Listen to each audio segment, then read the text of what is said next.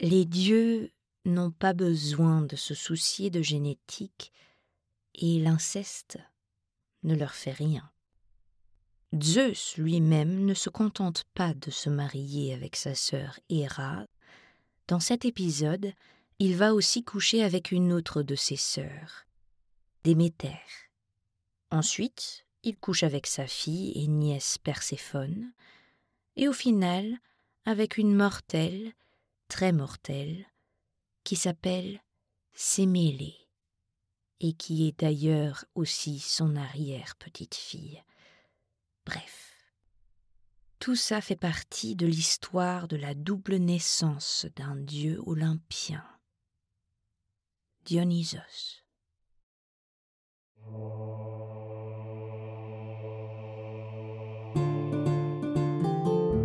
Le chaos et ses enfants. La mythologie grecque réinterprétée par Sophia Fabian.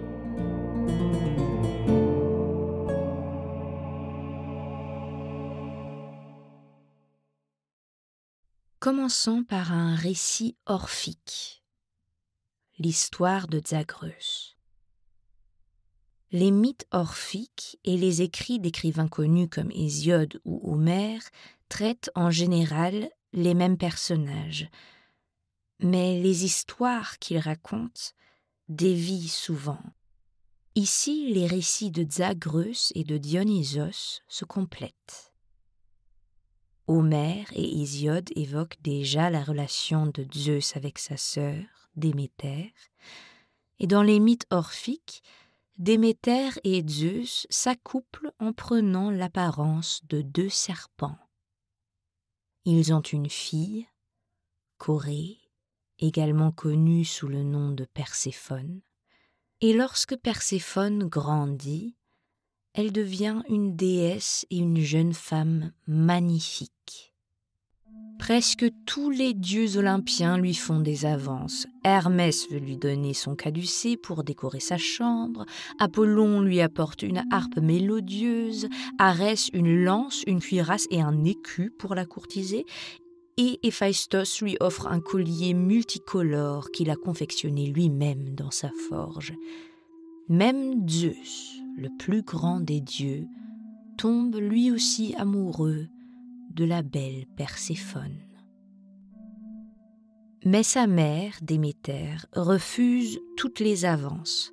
Perséphone est sa seule fille, elle est encore jeune, et Déméter ne veut pas qu'on la lui prenne déjà.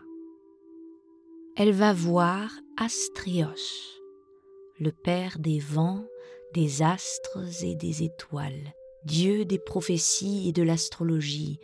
Elle se penche vers l'aimable vieillard, pose une main sur son genou, lui explique la situation et lui demande un oracle réconfortant. Alors Astraios se lance dans des calculs, fait apporter une sphère tournante par son serviteur. Cette sphère est à l'image de l'univers. Elle a la forme du ciel. Il la fait pivoter et promène son regard autour du cercle du zodiaque, scrutant ici et là les planètes et les étoiles fixes. Une fois qu'il a tout observé et calculé, il remet la sphère, toujours tournante, dans sa spacieuse boîte, cette sphère avec sa surface étrange. Et en réponse à la déesse, il prononce un triple oracle. Chère Déméter, lorsque les rayons de la lune sont voilés sous un cône ombragé et que sa lumière s'éteint, méfie-toi du ravisseur secret de ta fille immaculée lorsque les fils des moires peuvent être convaincus. Tu verras avant le mariage un malotru venir, inattendu, à moitié monstre, rusé, car je vois le pointe occidental d'Arès, le ravisseur de femmes, errant aux côtés de la Paphienne, et je remarque que le dragon se lève à côté des deux. Déméter soupire. Ce n'est pas le message réconfortant qu'elle espérait entendre.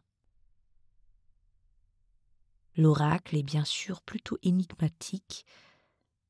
Juste pour expliquer quelques noms, les moires, on en a parlé déjà dans un autre épisode, ce sont 3 déesses du destin qui tissent un fil et le coupent. C'est le fil de la vie et du destin. Puis, il parle d'Arès, du dieu Arès, mais ici, c'est la planète Mars. Alors il dit qu'Arès, c'est-à-dire la planète Mars, erre aux côtés de la Paphienne, avec ça il veut dire la planète Vénus, et il remarque que le dragon, Draco, se lève à côté des dieux. Draco, c'est aussi une constellation dans le ciel. Déméter soupire. Ce n'est pas le message réconfortant qu'elle espérait entendre. Quelqu'un va lui enlever son unique fille. Déméter se hâte à l'écurie des dragons serpents ailés qui tirent son char. Elle les attache aux joues en pressant leurs mâchoires autour de la bride crochue, puis elle cache Perséphone dans le char sous un voile de nuages noirs et le dirige tout le long du cours du vent à travers le ciel et autour du cap lointain de l'océan Libyen jusqu'à ce qu'elle trouve l'île qui héberge une grotte cathédrale, couronnée et cachée par un toit de pierre. Ici, elle veut cacher Perséphone. Elle décroche ses serpents du char et les place à l'entrée de la grotte pour la protéger. Mais c'est mal connaître Zeus. Bien sûr qu'il la trouve. Et pour atteindre Perséphone, Zeus se transforme lui-même en serpent, ce qui lui permet de contourner les 2 serpents gardiens et d'entrer dans la grotte. Il s'y glisse et couche avec Perséphone. Ainsi mise enceinte, Perséphone donne naissance à un fils avec des traits singuliers. L'enfant naît dans la grotte avec des cornes sur la tête et il peut se transformer en tous les animaux possibles. Zeus est ravi de son fils si particulier. Il l'appelle Zagreus.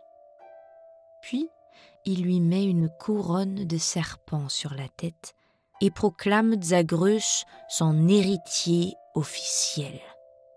Ce fils est destiné à régner sur le monde un jour. Zagreus a même le droit, étant toujours un enfant, de porter l'arme de Zeus, sa foudre. Quand Héra apprend cela, elle est furieuse. C'est toujours elle, l'épouse de Zeus, et ses enfants à elle devraient être ses uniques héritiers légitimes. Elle se venge en s'alliant avec les titans. Suite à la titanomachie, les titans ont été bannis par Zeus dans le Tartare, et maintenant, Héra, son épouse, les libère en les incitant à éliminer Zagreus. Et les titans sont malins. Pour éviter d'être attaqués par la foudre, les titans donnent des jouets au petit Zagreus. Il lâche la foudre et commence à jouer avec ses nouveaux jouets. Là, les titans le saisissent. Pris de panique, Zagreus se transforme encore et encore, d'abord en lion, puis en cheval, en serpent et encore en tigre. Héra, qui observe le tout, devient de plus en plus impatiente. Alors, au moment où Zagreus se transforme en taureau, elle pousse un cri qui fait trembler les portes de l'Olympe. Zagreus se fige et les titans le déchiquetent en morceaux, le font bouillir dans un chaudron, puis rôtir au-dessus du feu et le dévore presque entièrement. Presque. Zeus apparaît et les interrompt. Quand il voit ce qu'ils ont fait à son fils, il brûle les titans d'un éclair. Il n'en reste qu'un tas de cendres. Certains disent que Prométhée créera l'humanité à partir de ces cendres, mais restons avec Zeus. le Père des dieux regarde tristement le tas de cendres. Il ne reste du petit Zagreus que son cœur qui bat toujours. Avec précaution, Zeus le prend sur lui et le conserve. Beaucoup plus tard, Zeus tombe amoureux d'une mortelle, Sémélé. Sémélé est la fille du roi de Thèbes, Cadmos, et de sa femme Harmonie, que vous connaissez du dernier épisode. Zeus désire Sémélé profondément, mais les dieux ne peuvent pas se montrer aux humains sous leur véritable forme. Donc, pour la séduire, Zeus se transforme en un beau jeune homme. Sémélé tombe amoureuse de ce jeune homme, mais chaque fois qu'elle veut en savoir plus sur son origine, il refuse de parler. Un jour, dans sa forme humaine, Zeus demande à Sémélé « Peux-tu me rendre un service ? J'aimerais que tu boives ceci. » Et il sort une boisson. Sémélé hésite. « Je le ferai si tu me dis qui tu es. » Alors Zeus lui explique tout, qu'il est le père des dieux, ce qui s'est passé avec Zagreus, qu'il ne lui restait plus que le cœur de son fils, et que lui, Zeus, a maintenant broyé ce cœur de Zagreus pour le rendre buvable.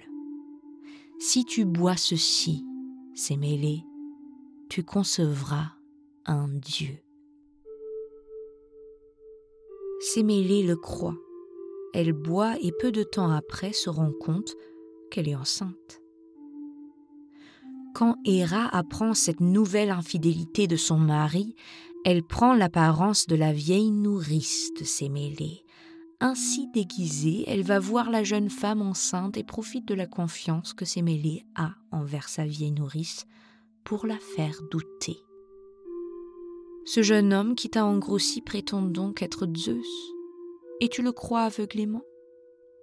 Sémélé hoche la tête. Qui le prouve et se montre à toi dans sa véritable forme divine. Héra sait qu'un humain ne peut supporter de voir un dieu dans sa véritable forme. Sémélé, enceinte, réalise qu'elle devrait savoir qui est le père de son enfant. Lorsque Zeus lui rend visite la fois suivante, elle lui demande « Peux-tu me rendre un service à mon tour ?» Il dit « Oui, bien sûr, quoi ?»« Jure-moi d'abord que tu le feras vraiment, quoi que ce soit. » « Oui, je le jure par le Styx, le fleuve des enfers, » dit-il. « Qu'est-ce que je dois faire ? » « Si tu es vraiment Zeus, montre-toi à moi dans ta véritable forme divine. » Zeus respire. Ça la tuerait. Il refuse, mais plus Zeus essaye de l'expliquer à Sémélé, plus Sémélé devient méfiante. Ils se disputent de plus en plus jusqu'à ce que Sémélé le menace de ne plus coucher avec lui s'il ne se révèle pas. Là, Zeus en a assez, et il se montre effectivement dans sa véritable forme. Le voyant, Sémélé est brûlé sur pied. Zeus parvient tout juste à sauver l'enfant de son ventre. Il se coupe la cuisse et coud le fœtus dedans. Ainsi, le fils de Zeus grandit dans la cuisse de son père, sauvé de la mort 2 fois, engendré par 2 mères et un père, et bientôt né pour la 2e fois. Zeus l'appelle Dionysos. Héra voit toujours ce fils illégitime de Zeus d'un mauvais œil. Il ne vivra donc pas sur l'Olympe avec son père et ses frères et sœurs, mais Zeus confie l'enfant Dionysos à Hermès, qu'il apporte aux nymphes du mont Nisa. Elles seront ses nourrices. Mais Héra le trouve et jette un sort aux nymphes. Elles sont frappées de folie et tentent de tuer l'enfant. Hermès arrive à l'en sortir et apporte Dionysos dans sa famille mortelle, chez Ino, la sœur de sa mère Sémélé.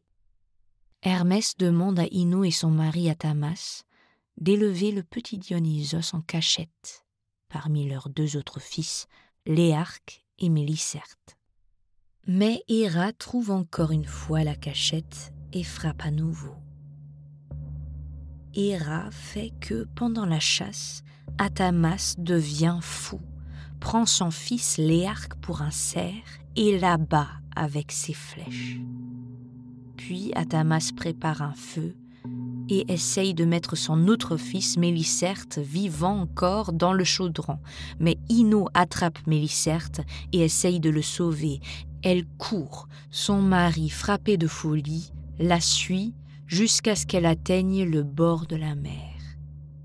Les pieds déjà dans l'eau, Ino hurle vers le ciel.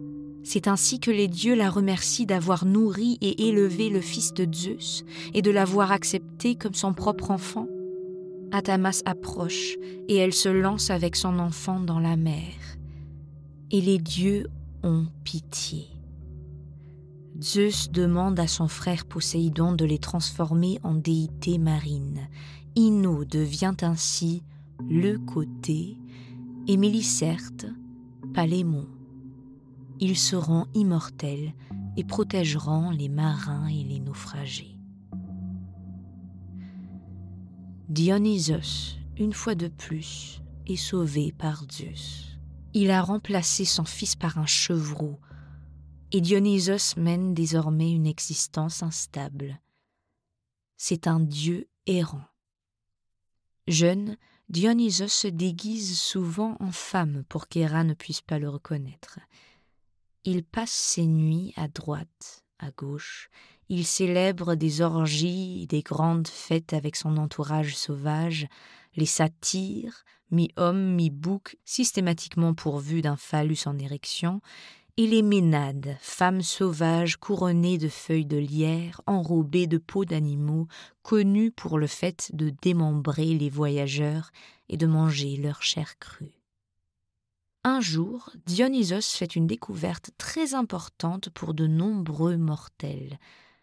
Alors qu'il passe près d'un champ, il voit un serpent mordre dans un vieux raisin et le jus en sort. Dionysos prend donc lui-même quelques raisins dans la main, les écrase et goûte ce merveilleux jus fermenté qui coule sur son poignet. C'est l'heure de naissance du vin dont Dionysos deviendra le dieu protecteur. D'après un autre mythe, le premier amant de Dionysos, Ampélos, est mort en chevauchant un taureau. Un satyre le trouve mort au sol et va chercher Dionysos qui le pleure longuement et couvre ses blessures d'ambroisie. Les dieux ont pitié et Ampélos se transforme en vigne. Dionysos en crée la boisson qui lui apporte du réconfort. À partir de ce moment, Dionysos parcourt le monde en apportant son nouveau breuvage à tous les peuples. Peut-être qu'au début de cet épisode, certains d'entre vous s'attendaient à une autre histoire concernant Perséphone. Elle est très connue, cette histoire, c'est l'enlèvement de Perséphone par Hadès. Et comme c'est très connu, j'y reviendrai dans un autre épisode. Mais pour l'instant, mon but est de vous donner un premier aperçu des 12 dieux olympiens en quelques épisodes. Et je veux voir comment sont nés tous ces dieux dont nous connaissons déjà les noms. Par exemple, Artémis et Apollon. C'est leur naissance que je vous conterai dans le prochain épisode.